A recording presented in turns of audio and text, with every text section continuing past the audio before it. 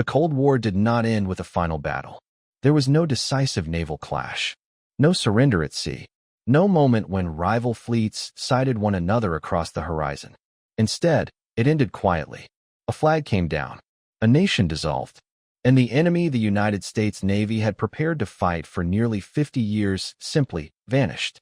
For a brief moment, history seemed to hesitate. What now?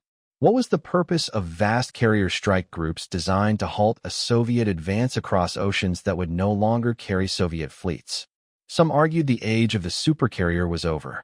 Too big, too expensive, built for a war that would never come. Why maintain floating cities of steel when peace appeared to be winning? But beneath the celebration of victory, another reality was forming. The world was not becoming safer. It was becoming fragmented. Old tensions, once frozen by superpower rivalry, began to thaw. Regional disputes returned. New ambitions rose from nations eager to shape their own spheres of influence. Trade expanded across sea lanes that suddenly mattered more than ever. Energy routes, communication cables, migration, piracy, terrorism. The oceans remained central to all of it. And unpredictability replaced certainty. In this uncertain world, American leaders confronted a hard truth. Even without the Soviet Union, crises would still come. They would come without warning. They would demand immediate presence. And they would often unfold far from established bases. If the United States wanted options, military, political, humanitarian, it would still need carriers. Not because of tradition, because of geography. From that understanding, a new generation of deployments began. And into that new era sailed a ship named for a man who had spent his life insisting that naval power prevented wars as surely as it fought them. USS John C. Stennis. Her keel had been laid while the Cold War still lingered, but by the time she entered the fleet, the map had changed. Commissioned in 1995, Stennis arrived in a navy searching for its identity in a world without a single defining opponent. She was not experimental. She was not revolutionary. She was something perhaps more important. She was dependable. A Nimitz-class aircraft carrier, the product of decades of refinement, lessons paid for in earlier conflicts, engineering designed for longevity. Over 1,000 feet of steel, twin nuclear reactors, for catapults, a flight deck capable of launching an air force.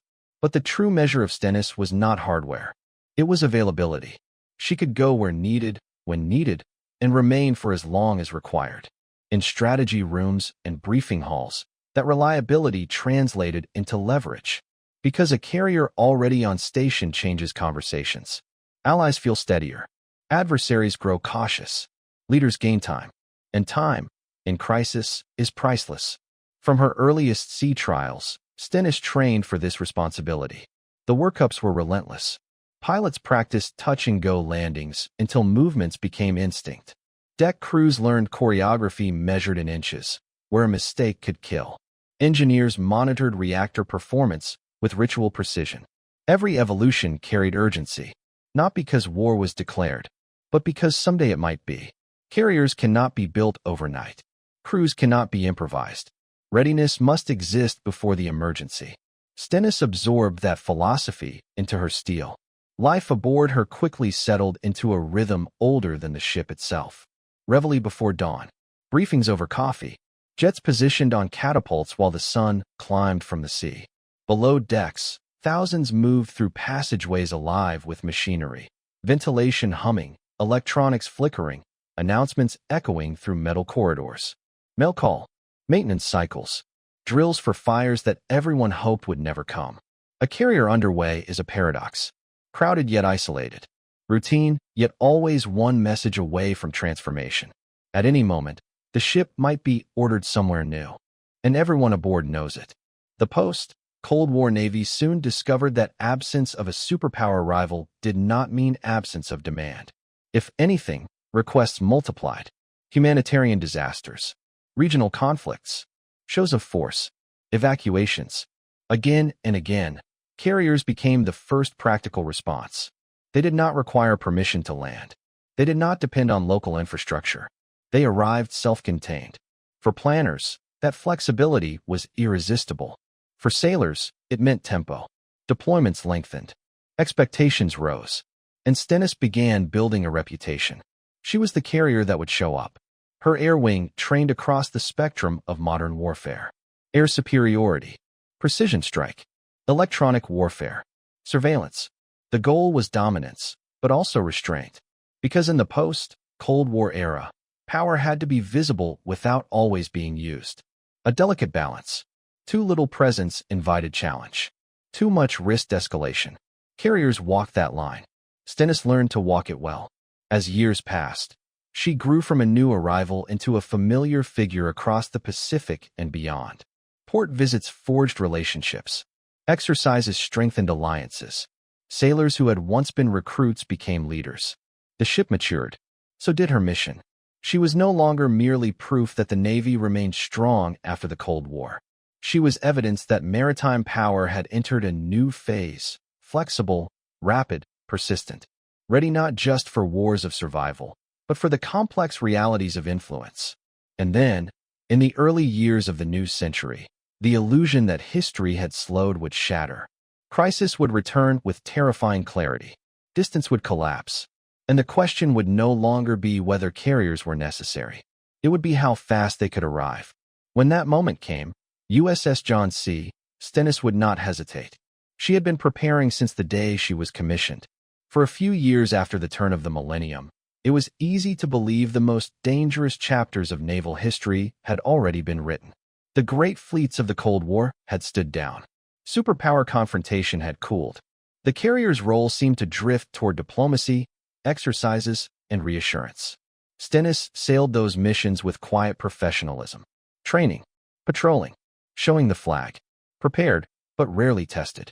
Then, in a single morning, the world changed. On September 11th, 2001, oceans lost their comfort. Distance no longer meant safety. Warning no longer arrived in time. As smoke rose from New York and Washington, the United States faced an enemy unlike those carriers had been designed to deter. There were no fleets to track, no coastline to blockade, no capital city whose fall would end the war. The response would require mobility, endurance, and immediate striking power. It would require carriers. Orders moved fast. Within days, ships across the fleet began turning toward the Middle East. Among them was USS John C. Stennis. For her crew, the transition from routine deployment to wartime footing was sudden but not chaotic. They had trained for urgency. Now urgency had arrived. Charts were redrawn. Ammunition inventories climbed. Briefings shifted from exercise scenarios to real targets. On the flight deck, weapons crews handled bombs not for practice but for combat. There is a subtle difference between rehearsal and reality. Everyone aboard could feel it. In earlier wars, carriers often operated near coastlines. Afghanistan offered no such convenience. It was landlocked, mountainous, distant from the sea. To strike targets there required complex aerial choreography. Tankers, surveillance aircraft, electronic warfare platforms, fighters moving in carefully timed sequences. And at the center of that web sat Stennis, a floating origin point, a place to launch from and return to. The missions were long. Sometimes 8 hours, sometimes more. Pilots crossed hostile terrain knowing fatigue would follow them home. Night recoveries became routine. Out on the darkened water, the carrier shone like a controlled fire, bright, focused, alive. Green shirts, yellow shirts, red shirts moved beneath the lights. Hands signaled. Engines roared. Steel cables waited to catch aircraft descending from invisible wars. Below decks, another battle unfolded. Maintenance. Jets returning from combat did not rest. Panels opened. Parts replaced. Fuel lines checked. Ordnance crews prepared the next loadout. Because dawn would come quickly, and with it, more launches. The rhythm hardened into ritual. Launch. Strike. Recover. Repair. Again. And again. Carriers are built for sustained effort. But even by those standards, the tempo was punishing. Days blurred. Weeks folded into months. Mail arrived in bundles that reminded sailors how far they were from home. Yet few asked to be anywhere else. History had found them. For commanders ashore, Stennis represented flexibility. Targets could be hit without negotiating new basing rights. Aircraft could be surged or paused depending on political need.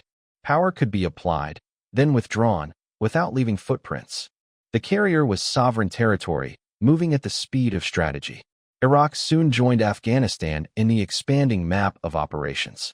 Again, Stennis adapted. Different airspace, different threats, different objectives, same discipline. The deck crews still worked inches from danger. Reactor operators still watched gauges with absolute focus. Pilots still trusted that narrow strip of runway in the sea. War changes purpose. It rarely changes fundamentals. There were moments of intensity.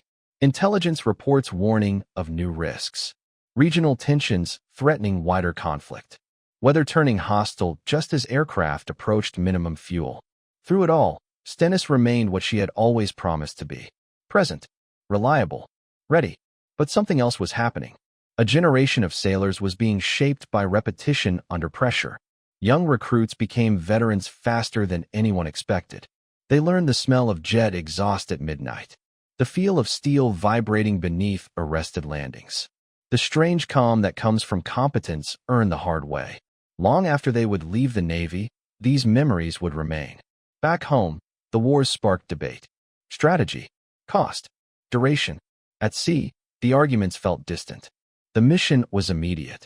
Support troops in contact. Deter expansion. Be prepared for whatever came next. And so Stennis continued. The carrier's mobility offered another advantage. She could shift position without ceremony. 1 week influencing events in the Gulf. Another reminding different actors that American reach remained global. Satellites watched. So did rivals. They understood what a carrier meant. Years passed. Equipment aged. Experience deepened. The idea that the wars might be brief faded into something more complicated. Yet every time policymakers needed air power quickly, the answer was familiar. Send the carrier. Send Stennis. By the time her deployments in the global war on terror accumulated into history, she had proven something essential. Not just that carriers could fight terrorists, but that they could sustain modern conflict indefinitely, politically flexible, geographically mobile, operationally relentless. She had become less a response and more a foundation. Still, the strategic tide was already beginning to turn. New challenges gathered across another ocean. Great power competition, once thought buried with the Soviet Union, was returning in a different form. And soon Stennis would sail toward that future. Wars in the desert had consumed the opening years of the 21st century. For more than a decade, aircraft carriers like John C. Stennis launched against enemies who hid in mountains, cities, and shadows. But while America focused inland, the oceans were changing. Across the Pacific, shipyards were busy. New destroyers slid into the water. Submarines grew quieter. Missiles reached farther than before. Nations studied satellite images of American carrier decks the way earlier generations had counted tanks. Power at sea was returning as the language of influence. And once again, carriers would speak it fluently. Washington called it a rebalance. A pivot toward the region where trade, population, and ambition intersected. Allies needed reassurance. Competitors needed clarity. And clarity, in naval strategy, is delivered in steel. When Stennis sailed west, she did not go alone. Cruisers, destroyers, submarines, supply ships. Together they formed a carrier strike group, a moving network of radar, missiles, aircraft, and command authority. From space, it appeared as geometry. From nearby, it felt like inevitability. In the Pacific, distance dominates everything. Thousands of miles between ports. Vast airspace. Weather that can change from calm to violent in hours. To operate here requires logistics, coordination, and patience. But it also requires visibility. Friends and rivals alike must know you are present. Exercises multiplied. With Japan's maritime self-defense force. With Australia. With South Korea. With partners across Southeast Asia. Aircraft from different nations shared airspace. Warships practiced complex formations. Commanders built familiarity that might one day save lives. These drills were rehearsals for emergencies nobody wanted. Yet the most powerful message required no translation. A U.S. carrier operating freely in international waters. Launching aircraft. Recovering them. Continuing as if challenge itself were routine. Because routine can be reassuring. Or intimidating, depending on who is watching. Competitors watched closely. Reconnaissance ships lingered at the edge of formations. Aircraft approached to observe flight operations. Satellites traced movements hour by hour. This was not harassment. It was calculation. Everyone measuring everyone else. For the crew aboard Stennis, it meant professionalism under scrutiny. Every launch seen, every maneuver recorded, every signal interpreted. There is a special discipline that comes with being observed by potential adversaries. You perform correctly. Every time. Tensions flared in cycles. Missile tests. Disputed islands. Political statements that rippled through capitals. Each time, the question surfaced. Where are the carriers? And often, the answer included Stennis. She operated in the Philippine Sea, the South China Sea, the waters near the Korean Peninsula.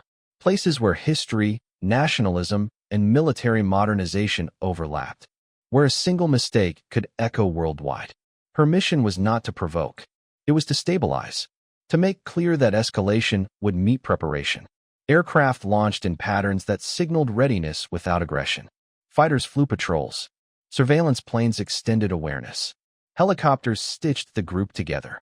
Above and below the waterline, layers of defense remained alert. This was deterrence. Visible, deliberate, continuous. But deterrence is exhausting. It requires vigilance without release. No victory parades. No captured territory. Just the knowledge that your presence may be preventing something terrible from happening. And you may never be thanked for it. Inside the ship, routine persisted. Meals served by the thousands. Maintenance in cavernous hangars. Training cycles repeated until flawless. New sailors arrived, inheriting traditions built by those who had served in earlier wars. The faces changed. The responsibility did not. Technology advanced. Data links grew faster. Sensors more precise. Weapons more sophisticated. Yet the essential truth of carrier operations remained stubbornly human. Young men and women guiding aircraft with hand signals. Teams trusting one another in deafening noise. Progress layered upon tradition. For allies, Stennis represented commitment. Proof that treaties were not just ink. Her arrival in port drew crowds, ceremonies, shared photographs. But the real assurance came later, when she sailed back out, still nearby, still ready. For competitors, she posed a dilemma. Ignore her and risk surprise. Challenge her and risk escalation. Neither option was comfortable. Which, in many ways, was the point. Years into the Pacific mission, Stennis had become familiar across the theater. A veteran of deserts now mastering oceans once again. Her wake cut through waters where global futures would be decided. Trade routes, energy flows, military balances, all intersected here. Yet history never stays fixed. Even as great power rivalry sharpened, new domains emerged. Cyber, space, information warfare. Carriers adapted, integrating networks unimagined when Stennis first sailed. But adaptation did not erase heritage. It extended it. By now, the ship herself carried age in her structure. Maintenance grew more complex. Overhauls more demanding. Younger carriers joined the fleet with modern systems and fresh paint. Still, commanders trusted Stennis. Because reliability is earned over time. She had proven it in war. Now she proved it in peace that required strength to survive. Some nights in the Pacific, the sea stretches black and endless. From the bridge, lights of escorts flicker at distance. Aircraft wait for morning. And somewhere beyond radar range, others are watching, calculating, reconsidering. Because a carrier is not just a weapon. It is a statement. USS John C. Stennis had become fluent in that language. But ships, like sailors, cannot stand watch forever. After decades of service, another phase approached. Not retirement yet, but transformation. Modernization that would prepare her for challenges still forming beyond the horizon. The story of Stennis was far from over. Yet time was beginning to leave its mark. And the next chapter would focus not only on missions, but on the people who carried them. From the outside, an aircraft carrier looks mechanical. Angles of steel, towers of radar. Aircraft arranged with mathematical precision. It appears industrial, impersonal, almost inhuman. But step across the brow and descend into the passageways, and the illusion disappears. Because the true power of USS John C. Stennis has never been nuclear reactors or jet fuel. It has always been people. More than 5,000 of them. Sailors, aviators, Marines, civilians, each bringing a different story, a different hometown, a different reason for being here. Together, they create something fragile and extraordinary. A city that floats. Life aboard begins early. Long before sunrise, alarms sound softly in berthing compartments stacked 3 bunks high. Some sailors have slept only a few hours. Others are ending a night shift that began when yesterday was still young. Coffee becomes currency. Voices stay low. Within minutes, uniforms replace blankets, and the day begins. Above, the flight deck waits for light. Below, it is already alive. In reactor spaces, operators monitor pressures and temperatures with ritual calm. In galleys, cooks prepare thousands of meals, moving with speed born of repetition. In maintenance shops, tools strike metal in sharp, familiar rhythms. A carrier never truly sleeps. It only changes shifts. Every person aboard understands a simple truth. If they fail, someone else may pay for it. That knowledge shapes behavior. Checklists are sacred. Training is constant. Complacency is the enemy. Responsibility here is not abstract. It has names and faces. On the flight deck, danger is obvious. Jet engines scream loud enough to rattle bone. Propellers cut the air into invisible knives. The surface itself trembles under the violence of launch and recovery. Colored jerseys identify roles: yellow directors, green maintenance crews, red ordnance handlers. To an outsider, it looks chaotic. To them, it is choreography. A young sailor may arrive nervous, overwhelmed by motion and noise. Within weeks, muscle memory takes over.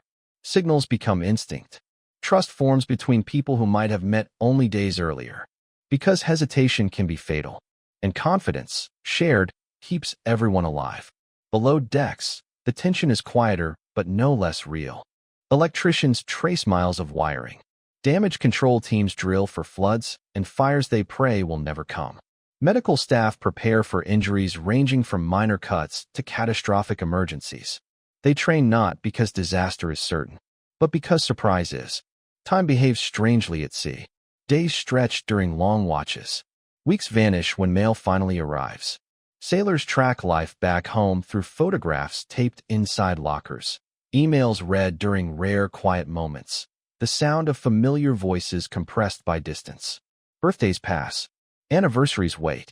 Children grow between deployments. Service demands absence, and families carry part of the weight. Yet within that separation, community forms. Friendships built in tight spaces become lifelong. People learn one another's habits, humor, fears. They celebrate small victories, a successful inspection, a safe recovery, the rumor of a future port visit. Morale rises and falls like tide. But the ship continues. Ask veterans years later what they remember most. Rarely is it a specific strike or maneuver. It is laughter and berthing after a long day. It is the first time directing an aircraft alone. It is the pride of qualification earned. Moments that seem small while history unfolds around them. Moments that become enormous with time. Leadership aboard Stennis carries its own burden. Officers must balance mission success with crew endurance. Push too hard, and mistakes multiply. Relax too much, and readiness fades. It is a constant negotiation between steel and flesh. Between what the ship can do and what humans can sustain. For young sailors, the carrier is often their first glimpse of the wider world. Foreign ports, new cultures, allied navies operating side by side. They begin to understand that sea power is not only about combat. It is about relationships. Trust built before crisis. Traditions grow quietly. Crossing the line ceremonies. Promotion celebrations. Moments of remembrance for those lost in earlier eras. These rituals bind generations together. A sailor in 2020 can feel connected to someone who stood watch decades earlier. Different threats. Same duty. There are hard days. Accidents. Mechanical failures. News from home that cannot be fixed from thousands of miles away. On those days, the ship tightens. Shipmates step closer. Because endurance is collective. No one carries it alone. Through all of it, professionalism persists. Aircraft launch on time. Reactors hum. Orders are executed.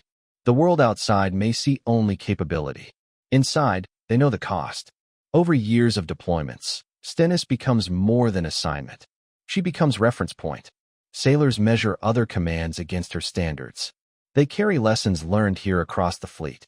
In that way, the influence of the ship travels far beyond the ocean she crosses. Eventually, tours end. Orders change. Duffel bags pack. Sailors walk down the brow for the last time. They expect relief. Often they feel something else. A sudden awareness that a chapter of life has closed, and that nothing ashore will ever feel quite the same. But the carrier sails on. New arrivals step into old roles. The cycle renews. Energy returns. Because ships endure by replacement, by continuity, by people willing to take the watch from those who stood before. If earlier segments showed what Stennis did, this one reveals who made it possible. Thousands of hands, thousands of decisions, thousands of acts of quiet competence. That is the true engine of sea power. And yet, even as generations rotate through her decks, time itself begins to gather. Steel tires. Systems age. Modernization waits. The ship that shaped so many lives is moving toward a future where she too will need care, where the Navy must decide how long legends continue. But that is a question for later. For now, somewhere at sea, the watch changes. Coffee is poured. Jets prepare. And the people of USS John C. Stennis go back to work. Every warship is built with an ending. Steel corrodes. Technology ages. New designs promise greater efficiency, longer reach, smarter systems. No wholesales forever. Yet some ships leave the fleet without ever truly leaving history. USS John C. Stennis is becoming one of them. She was not the first nuclear carrier. She did not introduce a radical new design. She was not meant to be a revolution. She was meant to be reliable. And in naval warfare, reliability is power. From the moment she joined the fleet in 1995, Stennis belonged to a navy in transition. The Cold War had faded. Old enemies had dissolved. But uncertainty remained, and uncertainty demands presence. Across 3 decades, presidents changed. Strategies evolved. Maps of concern shifted from desert to ocean and back again. Through it all, Stennis sailed. She became part of a generation of carriers asked to do everything. Strike terrorists. Deter rival states. Reassure allies. Provide disaster relief. Maintain freedom of navigation. Sometimes, all within the same deployment. The versatility expected of her would have astonished earlier eras. Yet she adapted as if adaptation were the plan from the beginning. If you search for decisive battles attached to her name, you may not find a Midway or a Leyte Gulf. Modern sea power rarely works that way. Its victories are often invisible. A crisis that cools. A confrontation that pauses. A conflict that never begins. Somewhere in those non-events, Stennis did her work. Because carriers change calculations. They complicate aggression. They force patience. They buy diplomats time and give commanders options.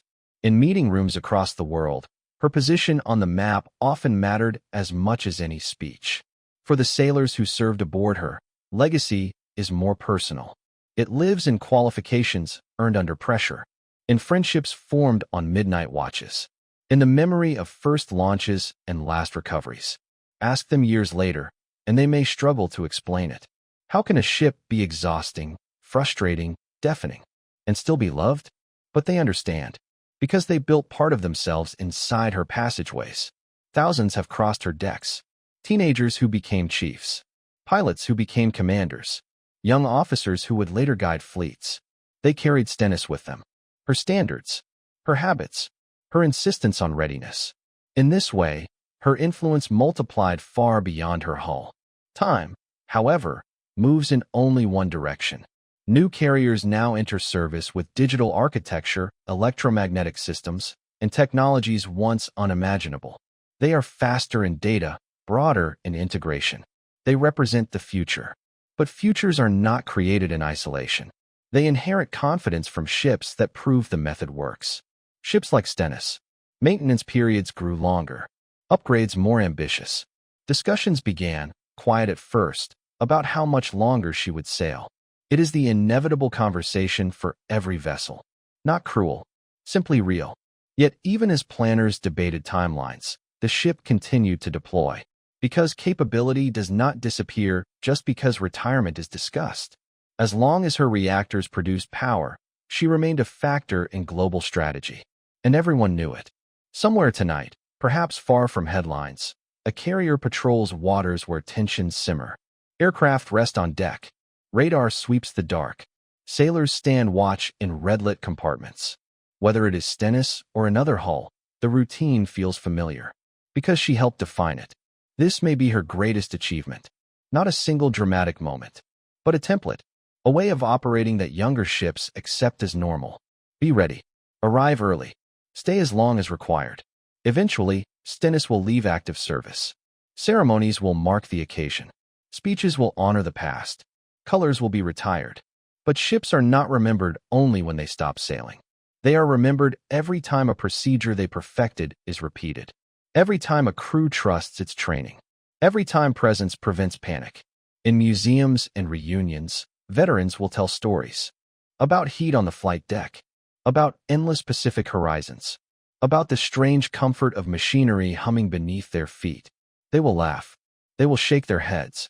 And they will agree on one thing. They were part of something larger than themselves. USS John C. Stennis did not seek legend. She practiced duty. Day after day, year after year, across oceans that never stay quiet for long. And somewhere in the future, when another crisis forms beyond the curve of the Earth, a carrier will turn toward it. Confident, prepared, unsurprised by responsibility. Because ships like Stennis have already shown how it is done. Legacy is not what remains when a vessel is gone. Legacy is what continues because she sailed. USS John C. Stennis, a guardian not only of waters, but of a way of projecting power that defines an era of history.